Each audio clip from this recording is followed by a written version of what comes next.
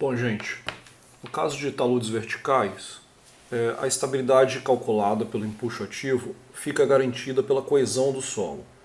E a gente utiliza o estado de tensões analisando pelo estado ativo de Rankine. Então, no caso, fazendo a análise pelo estado ativo de Rankine, a gente sabe que a tensão horizontal do solo ela vai ser igual a uma componente aqui que é devido ao peso específico do solo. Então a gente tem o peso específico vezes uma profundidade que vai variar, vezes o valor do coeficiente de empuxo ativo.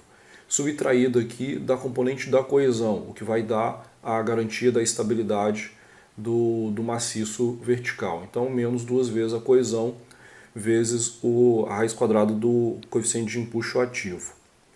Então essa equação aqui, se a gente iguala ela a zero, olhando aqui por essa figura, a gente vai ter aqui um ponto onde as tensões vão começar negativas e em um determinado momento ela vai zerar. Então esse valor aqui, quando z for igual a zero, vai ser zero. Então a gente vai ter o valor resultante aqui como duas vezes a coesão vezes a raiz quadrada do coeficiente de empuxo ativo.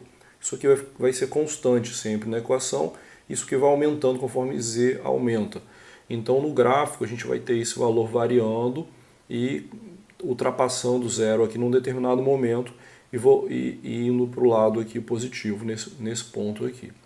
E a gente vai ter uma altura chamada de HC que vai nos dar o valor que a gente poderia estar cortando esse maciço na vertical sem ter problema de ruptura do talude. Então, considerando esse HC igual a duas vezes essa altura Z aqui, então a gente teria uma estrutura autoportante, ou seja, a gente estaria exatamente no equilíbrio. Então estou substituindo Z por HC sobre 2, já que eu estou colocando essa equação igual a zero, então eu encontraria o valor de Z para isso igual a zero, ou seja, seria esse valor aqui que está escrito na figura como ZT. Substituindo isso por HC sobre 2, então eu encontro o HC sendo duas vezes ZT. Então eu substituo aqui e faço a conta, né? Jogo esse valor aqui para o outro lado da equação, passo 2 multiplicando e o P específico e o coeficiente de puxativo dividindo.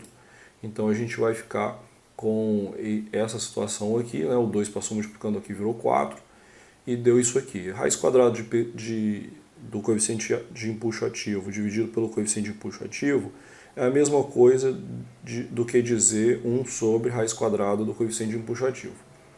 Então a gente chega nessa equação, só que essa equação mostra para a gente o estado aqui em equilíbrio, então não teria aqui nenhuma segurança.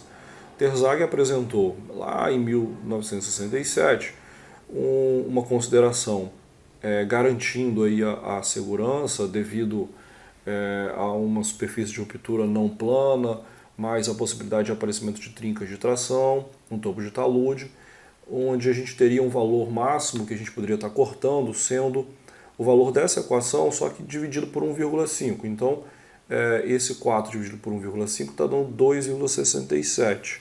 Então, 2,67 vezes a coesão, dividido pelo peso específico do solo, vezes 1 sobre raiz quadrada do coeficiente de empuxo ativo. A gente sabe que esse valor aqui depende apenas do ângulo de atrito do solo. Se por acaso o solo não tiver ângulo de atrito, for um solo só coesivo, então isso daqui vai virar 1 e a gente vai ter só essa outra parte da equação. Então essa é a maneira de fazer a análise para taludes verticais.